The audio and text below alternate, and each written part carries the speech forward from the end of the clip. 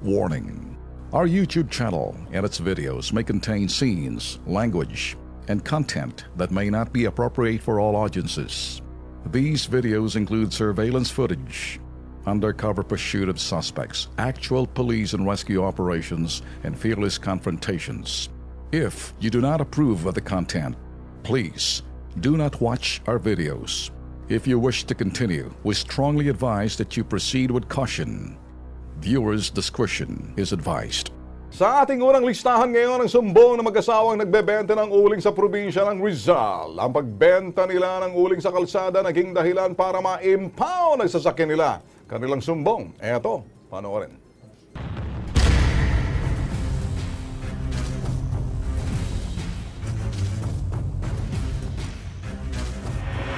Buhay po namin yan dahil yan po pinambubuhay namin sa pamilya namin. Anim po anak namin.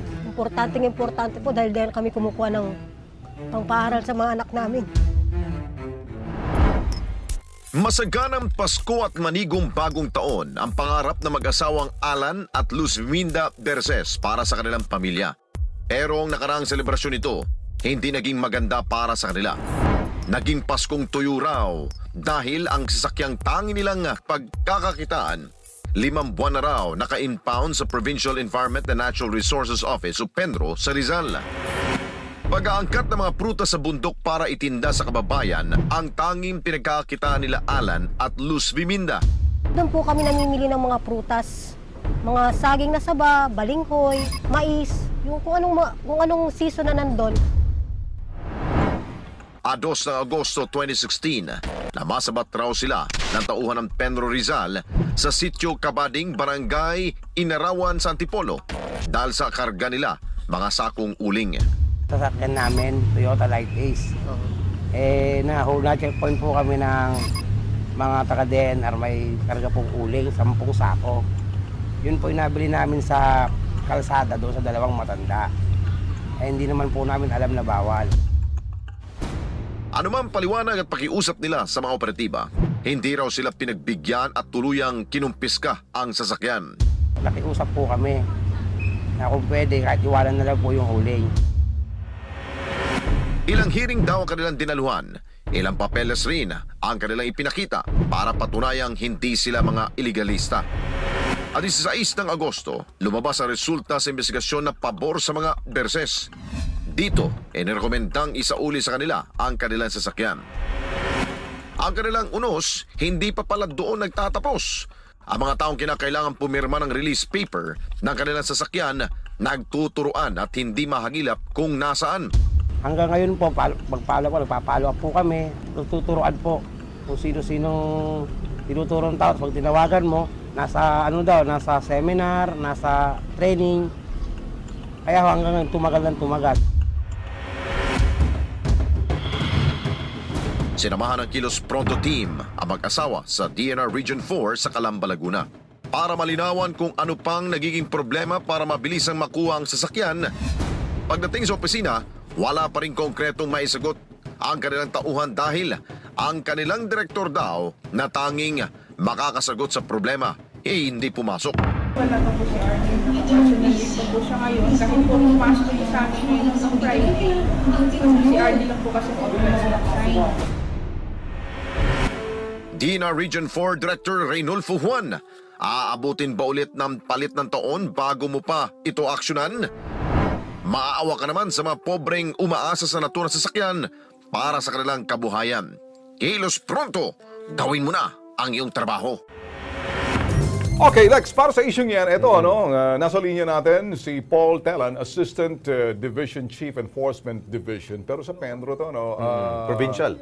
Provincial, Mr. Paul Telan, good evening ho. Sir. Good evening, sir. Live ho tayo sa UNTV. Kasama ho natin si Alex Santos, si Ben Tulfo ho to, Good evening, sir. Okay po. Okay. Sir, may problema ho rito inilapit ho sa amin. Parang lumalabas ata sa inyo na nakahuli kayo ng ito'y mag-asawa na hulihan ho ng 10 sako sa loob ho ng kanilang sasakyan. Uling, naka-impound daw ata. Pero recommendation ho ninyo sa provincial level na i-release na yung sasakyan. Subalit pagdating daw doon sa regional, parang I don't know kung may nakita ho sila, pakipaliwanag lang ho rito na kaya medyo natatagalan or medyo foot dragging o talagang sabihin ho natin na napabayaan ho siguro sa region. Ano tatingin niyo ho? I would like to make the correction po. Ako po ay Assistant Division Chief dito sa regional office. Oh, sa regional office. Okay. Kung kayo ho'y, so what's going on ho? Sige, maganda hong sinabi niyo. At una sa lahat ay hindi po ang regional office ang nakahuli. Exactly. Pero, sir, ang gustuhan ng linawin, ang mismong nakahuli ho, ang Penro recommended ho for the release ng sasakyan, naglalaman ho ng 10 sakong uling. Meron ho bang problema ho rito or napabayaan lang ho sa region? Medyo gathering dust yun hong papel na for release na sana, medyo nagkaroon ng problema sa inyo ho. Ano sa palagay? Hindi po, ang una sa lahat po, I would like to clarify na paano po nalaman ninyo yung tao na ang recommendation ng ay for release. Kasi po yung mga bagay na yan, ay report with regard to that crucial matter, ay hindi dapat po na malaman. Sir, ganito na lang sir, okay. Kami ho nag-iimbestiga, hindi ho kami chismis. Mga professional investigative journalists ho kami rito. Sir, sa amin lang ho, hinahanap ho namin ang problema. We're not here for finger pointing. Ang sa amin lang ho, kasi ang rekomendasyon ho ng Penro ho dito ho, na sila nakahuli, subject for release na raw. Sabi ko, I'm gonna give you a benefit of the doubt, baka ho may nakita ho kayo sa region. Ano ho nakikita ninyo? Kung sakaling... Tama po na ang recommendation ng Penro is for the release. Okay. Yung po kanilang yung po Yes, kanilang recommendation. Tama. Pagdating po dito sa usual po na standard operating procedure, pagdating po sa regional office ay dadaan sa thorough evaluation. Alright. Kung ano po yung mga circumstances, bakit po nahuli. Sir, I understand, sir. In principle, ganun ho talaga. Nagawa ho ba yung sinasabing process na yan o yung protocol and procedure ho sa panig ninyo? Kasi pwede ho natin sabihin, na-recommenda na ho ng Penro, ano ho ang dahilan kung bakit medyo nandyan pa ho sa inyo? May nakita ho ba kayo? Kasi baka may nakita ho kayo, baka sikali ho, itong pobreng nag-aantay ho, maliwanagan ho.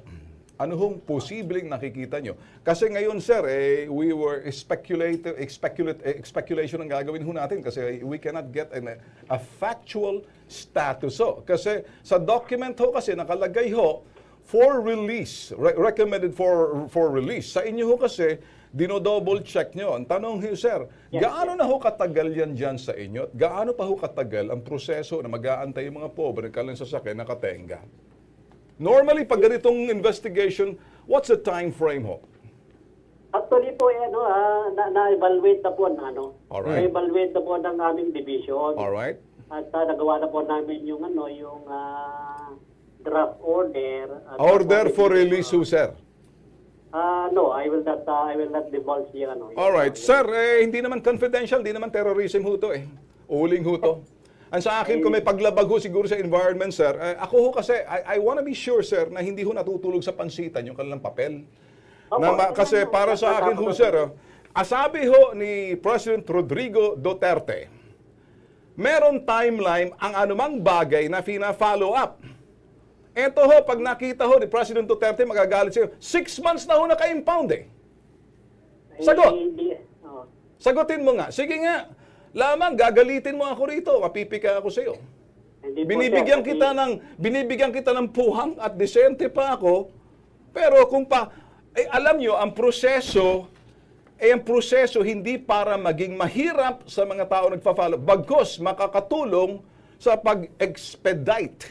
Do not choose the sinasabing procedures to make it hard kasi diyan nag-uumpisa yung bureaucracia. Diyan nag-uumpisa yung korupsyon. Naintindihan mo?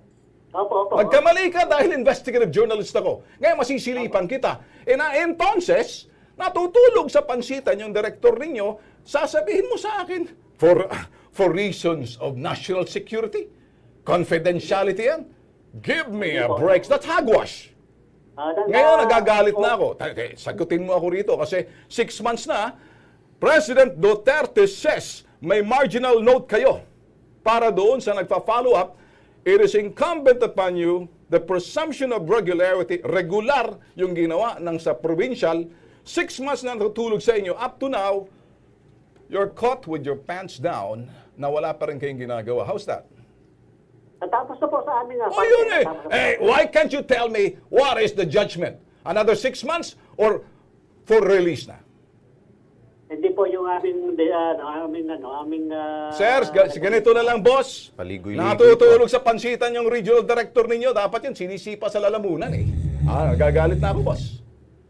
Kasi ikaw, sumagot ka sa akin, Vicente o kanina sa'yo, do not flood me with protocol and procedure. Do not cover behind the protocol and procedure. Answer me. Gaano pa katagal mag-aantay mga pobre? Asa po, as soon as possible. Gaano as soon as possible? Another 6 months? Hindi naman po. Summertime pa sa inyo yan. 6 months na yan. June pa yan ngayon. Natutulog kayo sa pansitan. Mukhang dilaw ata kayo. Kumusta ba si Paul Telan? Nagbabakasyon ba? Nagpapalamig sa... Siya si Paul. Ikaw ba, Paul? Ako po. Ikaw yung director.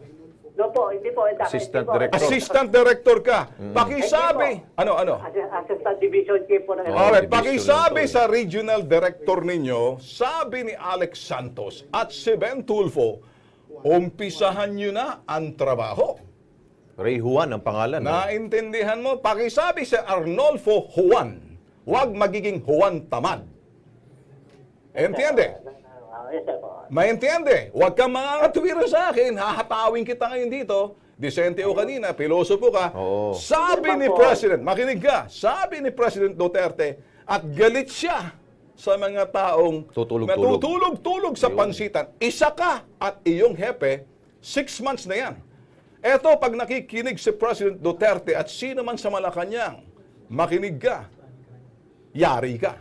So, umpisahan mo na. Pagkababa natin kagat sa telepono na to, aasikasuhin mo, tatawagan mo kami, at dito magkakaalaman tayo kung natutulog sa pansitan. Alam mo ako, binobola mo kami ni Alex Santos. Alex, tingin mo. Paul, baka pwede mo namang sabihin ngayon kung anong ang desisyon ninyo dito. Ha? Ako, parangkahan lang tayo dito. Sabihin mo na, ano bang problema dun sa mag-uuling na yun? Ang totoo po, nahuli po kasi na walang permit yung uling. Okay. Pero ano ba yung desisyon nun ninyo? Matatagalan talaga impounding ho? Hindi naman po. Abutin ba tayo ng 2022 pagkatapos ng termino ni President Duterte? Hindi naman po. Sa palagay mo kaya, bago matapos ang linggong ito, matatapos na yan? Oo po. Sa palagay mo kaya, bukas tatawagan ka namin, may update ka na?